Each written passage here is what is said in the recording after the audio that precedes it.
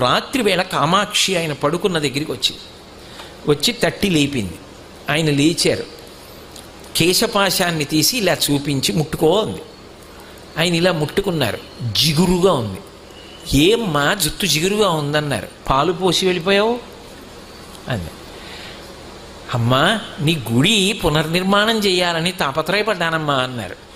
ఏమయ్యా గుడి పునర్నిర్మాణం చేయడానికి నువ్వు సంపాదించాలా? నన్ను అడిగితే నేను ఇవ్వను.